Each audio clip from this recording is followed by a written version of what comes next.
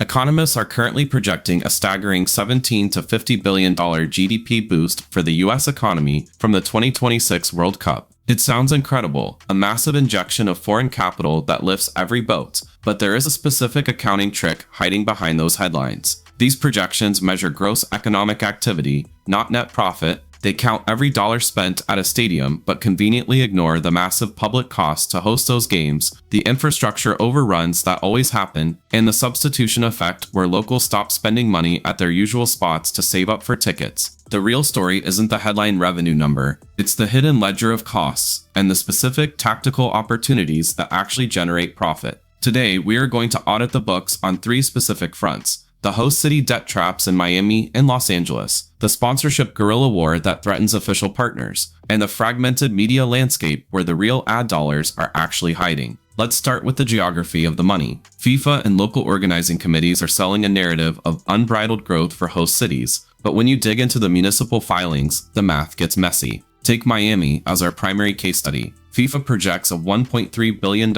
economic impact for the city. On paper, that looks like a windfall, but that number assumes a frictionless environment where every dollar spent is new money. It ignores the reality economists have been warning about for decades: infrastructure overruns and the low quality of the jobs created. The surge in employment is almost entirely temporary service work, ushers, security, and concessions, which disappears the moment the final whistle blows. We see the same fuzzy math in Los Angeles. LA County claims a total impact of $594 million from just 8 matches. It sounds like a great return on investment until you look at the expense column. Hosting a World Cup requires hundreds of millions in public costs that often aren't fully covered by FIFA. We're talking about massive bills for heightened security, specialized transportation networks, and venue upgrades. In Miami, Hard Rock Stadium requires significant heat mitigation strategies. In Dallas and Atlanta, they are dealing with roof operations and field conversions. These aren't cheap, and the money usually comes from the taxpayer or is diverted from other public projects. This is where the substitution effect really hurts the bottom line.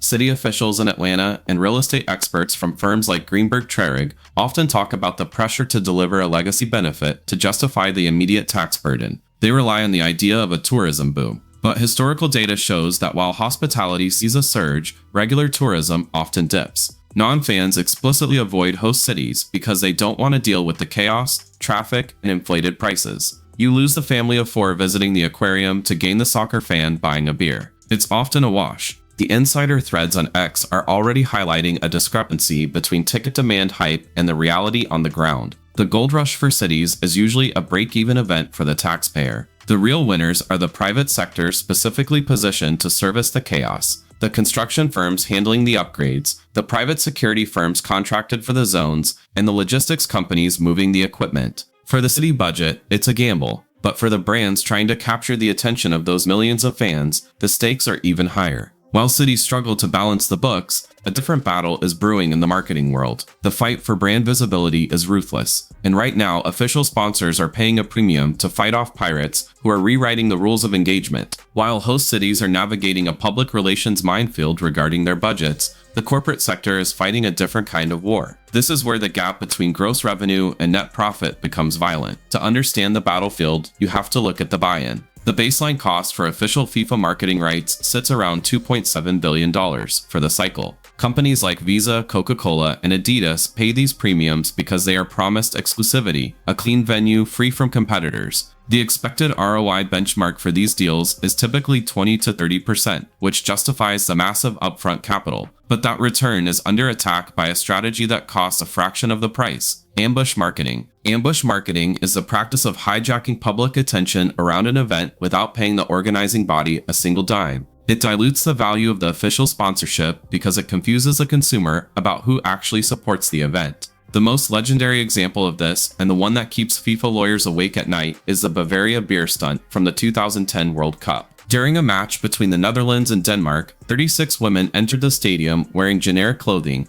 but midway through the game, they stripped down to reveal matching orange mini dresses sold by the Dutch brewery Bavaria. They hadn't paid FIFA anything, yet the cameras found them. The broadcast beamed their image to millions of global viewers. FIFA's reaction was severe. They ejected the women and even arrested 2 of them. They famously fired ITV pundit Robbie Earle because the tickets used for the stunt were traced back to his allocation. The result? Bavaria Beer got millions of dollars in free global media exposure. The arrests and the David versus Goliath narrative only amplified the brand's reach. They achieved a marketing ROI that official sponsor Budweiser couldn't touch, all by exploiting the crowd rather than the billboards. In 2026, the risk is even higher because the ambush has moved from physical stunts to digital dominance. Official partners are now forced to spend millions more on defensive marketing, buying up ad inventory and legal enforcement just to block competitors, which further cuts into their net margins. It's no longer enough to buy the rights, you have to pay to protect them. Data from the Sponsorship Association highlights a $4.5 billion host city sponsorship economy that exists entirely outside of FIFA's control. This includes local deals with transit authorities, airports, and private venues near the stadiums. A brand doesn't need to sponsor the World Cup to plaster the subway station leading to MetLife Stadium. The official stamp is losing value as clever brands use digital channels to associate with the hype without the licensing fee. If you can target a fan on TikTok who is sitting in a World Cup stadium, do you really need your logo on the sideline boards? This fragmentation of attention isn't just happening in the stadiums, it is redefining the media landscape where the biggest checks are being written. The broadcast rights for the 2026 cycle are valued at roughly $3.9 billion.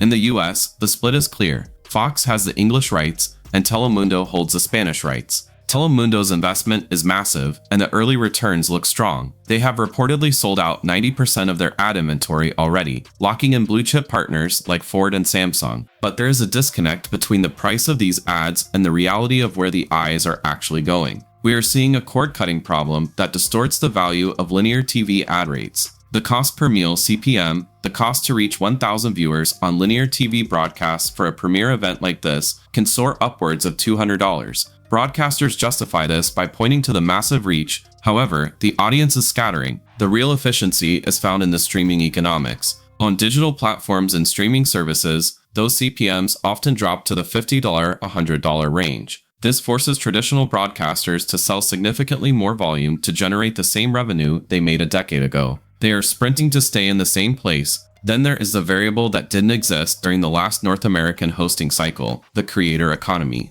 We are looking at a $2.8 billion sponsorship ecosystem surrounding user-generated content. Influencers and independent creators are capturing attention that used to belong exclusively to networks. A fan in 2026 is just as likely to watch a tactical breakdown from a YouTuber or a reaction stream on Twitch as they are to watch the halftime show on Fox. The data backs the shift. Sentiment analysis shows an 80% positive reception for Spanish-language ads, indicating that audience loyalty is specific and cultural, not just tied to the broadcast feed. The smart money in media buying isn't chasing the broad general market scatter on linear TV. It's targeting the highly engaged, specific communities on digital platforms where the engagement costs pennies on the dollar, compared to a Super Bowl-style TV spot. The broadcast bill is fixed, but the attention economy is fluid, and the capital is starting to flow toward the path of least resistance. The 2026 World Cup is a financial event, but the winners aren't the ones believing the press release. The headline figure of $10 billion in economic impact is a gross number that hides public debt, corporate overspending, and inefficient capital allocation. If you want to play the margins, you need to ignore the hype and look at the specifics. First, look at hospitality arbitrage. The hotel capacity in host cities cannot absorb the demand. The play here is a short-term rental market in cities like Atlanta and Dallas. We are looking at a $70 million upside that hotels physically can't capture. The regulation gap for Airbnb in these zones is where the profit sits. Second, pop-up retail. Official licensing fees destroy margins. The alternative is the 10–15x ROI potential of branded fan zones and pop-up retail experiences that sit just outside the official exclusion zones. You capitalize on the 39-day event window and the foot traffic without paying the FIFA tax. Finally, creator media rights. Stop looking at TV spots. The smart money is moving into licensing user-generated content and authentic niche influencers. This is a $2.8 billion ecosystem where you can buy authentic engagement for a fraction of the cost of a 30-second linear ad. The World Cup is coming, but the real gold rush isn't on the field, it's in the inefficiency surrounding it.